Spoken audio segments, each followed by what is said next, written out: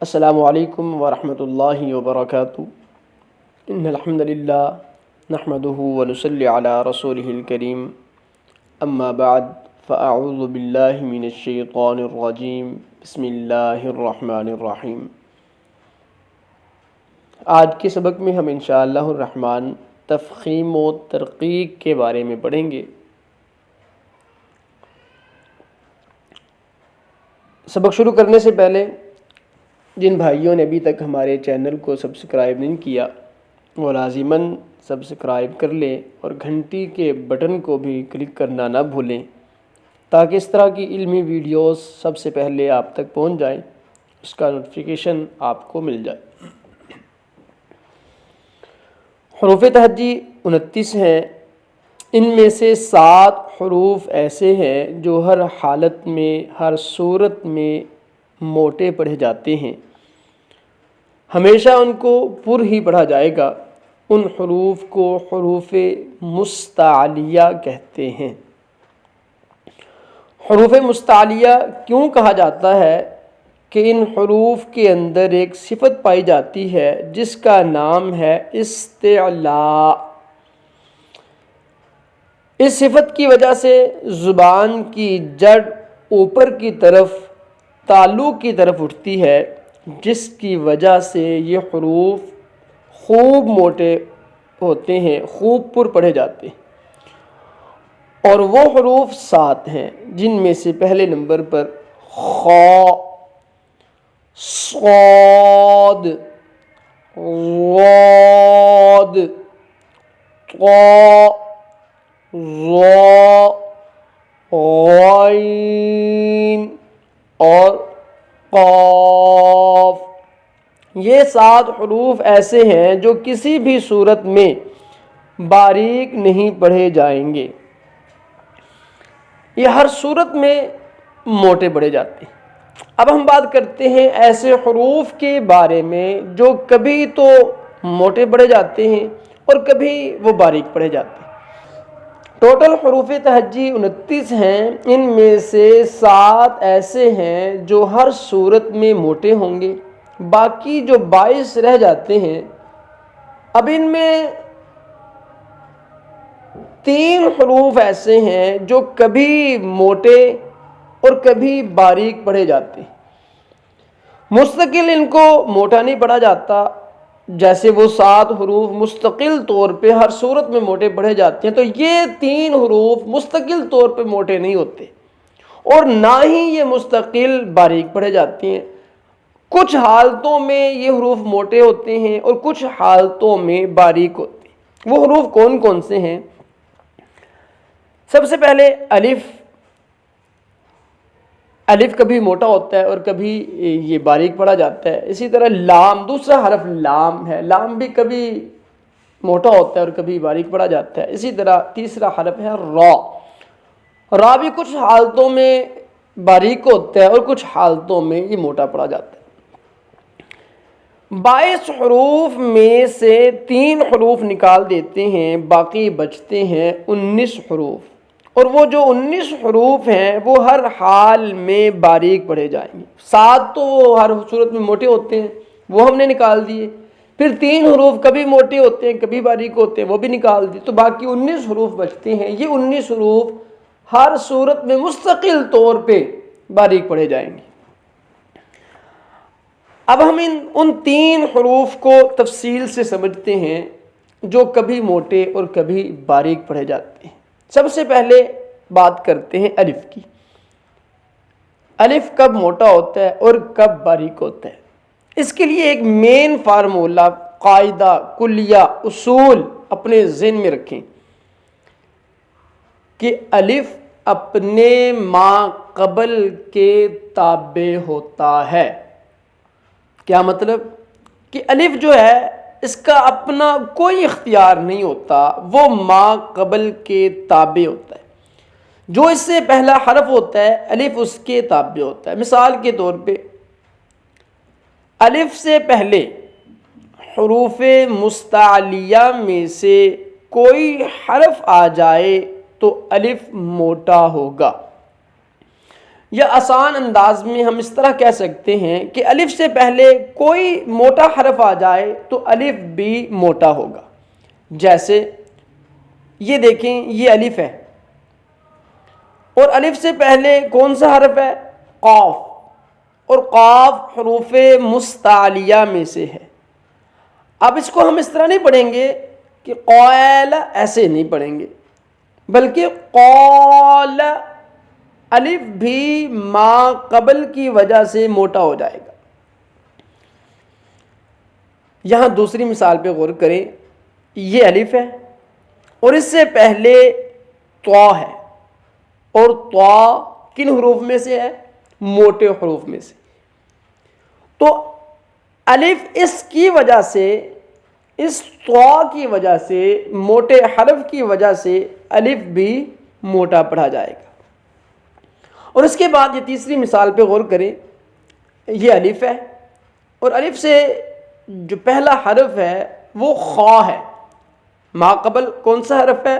خا، اور خا موٹے حروف میں سے ہے، لہذا اس خا کی وجہ سے الف کو بھی موٹا کریں گے. خوف، خوف، اسے خوف ایسے نہیں، الف کو باریک نہیں پڑھیں گے، الف کو بھی خا کی وجہ سے موٹا کریں گے. خوف ایسے.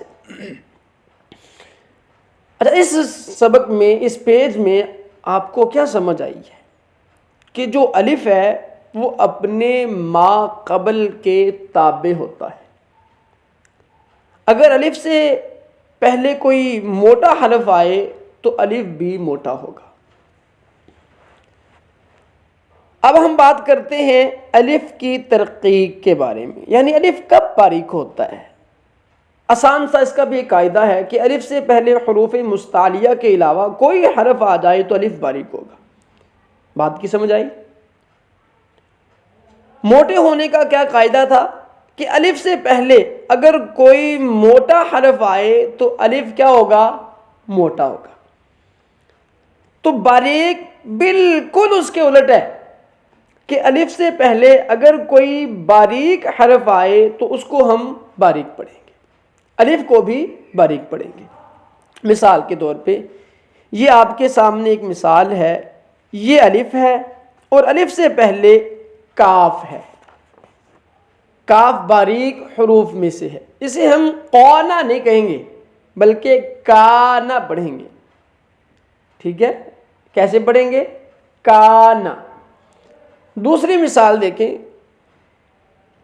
اذا الف ہے، الف سے پہلے ذال ہے اور ذال باریک حروف میں سے ہے، اس وجہ سے الف کو بھی ہم باریک پڑھیں گے.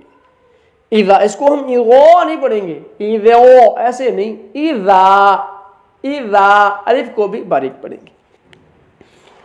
یہ الف کے بارے میں ہم نے آپ کو وضاحت سے سمجھایا کہ الف کب باریک ہوتا ہے اور کب موٹا ہوتا ہے. الف سے پہلے موٹا حرف آئے گا تو الف موٹا ہوگا، الف سے پہلے باریک حرف آئے گا تو الف بھی باریک ہوگا. اس کا قاعدہ کلیہ یہ آپ اپنے ذہن میں اچھی طرح بٹھا لیں کہ الف اپنے ما قبل کے تابع ہوتا ہے. الف سے پہلے جو جیسا حرف ہوگا الف ویسے ہی پڑھا جائے گا. موٹا حرف ہوگا تو الف موٹا ہوگا، اگر باریک حرف ہوگا تو الف بھی باریک ہوگا. اب ہم بات کرتے ہیں دوسرے حرف لام کے بارے میں، لام کی تفخیم و ترقیق کے بارے میں. لام بھی کبھی موٹا ہوتا ہے اور کبھی باریک پڑھا جاتا ہے. لام کب موٹا ہوگا اور کب باریک ہوگا، اس کا پہلا قاعدہ ملاحظہ فرمائیں، بات کو اچھی طرح سمجھیے گا. لفظ اللہ کا لام یا اللہم کا لام، لفظ اللہ یا اللہم کے لام سے پہلے اگر زبر یا پیش آ جائے تو اس لام کو موٹا پڑھیں گے. مثال دیکھیں، مثال کے ذریعے آپ کو بات مزید سمجھ آ جائے گی. یہ لفظ اللہ کا لام ہے اور اس سے پہلے یہ زبر ہے، تو اس وجہ سے یہاں لفظ اللہ کو موٹا پڑھیں گے. ان اللہ نہیں پڑھیں گے اس کو. لفظ اللہ کو باریک نہیں کریں گے، ان اللہ موٹا کر کے پڑھیں گے۔ یہاں اچھا یہ بات بھی آپ ذہن نشین رکھیں، کچھ طلبہ اسے کہتے ہیں معاذ اللہ اللہ کے لام سے پہلے، اللہ کے لام سے پہلے زبر آئے تو اللہ کو موٹا کریں گے، معاذ اللہ استغفر اللہ، ایسے آپ نے بھول کے بھی اپنی زبان سے یہ الفاظ ادا نہیں کرنے۔ دیکھیں ہم لفظ اللہ کے بارے میں بات کر رہے ہیں، معاذ اللہ ہم اللہ کے بارے میں تو بات نہیں نہ کر رہے، ہم تو لفظ اللہ کے بارے میں، یہ جو لفظ ہے اس لفظ کے بارے میں بات کر رہے ہیں کہ یہ لفظ کب موٹا ہوتا ہے کب باریک ہوتا ہے۔ تو آپ نے یہ لفظ جو ہے نا ساتھ ضرور کہنا ہے، لفظ اللہ، لفظ اللہم، ٹھیک ہے؟ تو یہ اپنی اصلاح فرما لیں، اگر کسی کی غلطی ہے تو اپنی غلطی کو دور کریں، اللہ کے بارے میں آپ نے بات نہیں کرنی، لفظ اللہ کے بارے میں بات کرنی ہے۔ تو یہاں دوسری مثال دیکھیں، لفظ اللہ کا لام اور اس سے پہلے کیا ہے؟ پیش، تو اس پیش کی وجہ سے لفظ اللہ کے لام کو موٹا پڑھیں گے، اس کو ہم نصر اللہ نہیں پڑھیں گے، نصر اللہ، ٹھیک ہے؟ لفظ اللہ کو ادھر موٹا پڑھا جائے گا۔ تیسری مثال کی طرف غور کریں، اللہم کا یہ لام ہے اور اس سے پہلے یہ کیا ہے؟ زبر، تو اس زبر کی وجہ سے لفظ اللہم کے لام کو موٹا پڑھیں گے، اسے ہم اللہم ایسے پڑھیں گے، اللہم نہیں پڑھیں گے، اللہ نہیں، اللہم، ٹھیک ہے؟ یہ ہے لفظ اللہ اور اللہم کو موٹا پڑھنے کا قاعدہ، اسے اچھی طرح ذہن نشین کر لیں۔ اب ہم بات کرتے ہیں کہ لام باریک کب پڑھا جائے گا۔ لفظ اللہ یا اللہم کے لام سے پہلے اگر زیر آ جائے تو اس لام کو باریک پڑھیں گے۔ پہلے ہم نے پڑھا تھا لفظ اللہ یا اللہم کے لام سے پہلے زبر یا پیش آئے تو وہ کیا ہوگا؟ لفظ اللہ کا لام موٹا ہوگا، اور اگر زیر آ جاتی ہے لفظ اللہ سے پہلے یا اللہم کے لام سے پہلے تو اس لام کو ہم باریک پڑھیں گے۔ جیسے یہ مثال دیکھیے گا، یہ لفظ اللہ کا لام ہے اور اس سے پہلے یہ زیر آ گئی ہے تو اسے ہم موٹا نہیں کریں گے، دین اللہ نہیں پڑھیں گے، دین اللہ، اسے باریک کر کے پڑھیں گے۔ دوسری مثال دیکھیے گا، یہ لفظ اللہم ہے اور یہ اس کا لام ہے اور اس سے پہلے زیر ہے، تو قل اللہم، اس کو موٹا نہیں پڑھیں گے، ایسے نہیں پڑھیں گے قل اللہم، یہ غلط ہے، بلکہ اس کو کیسے پڑھیں گے؟ قل اللہم، لام کو یہاں باریک پڑھا جائے گا۔ یہ تو بات تھی لفظ اللہ کے بارے میں، یہ کب موٹا ہوتا ہے کب باریک ہوتا ہے۔ اب سب سے زیادہ جو لام کے بارے میں بات سمجھنے والی ہے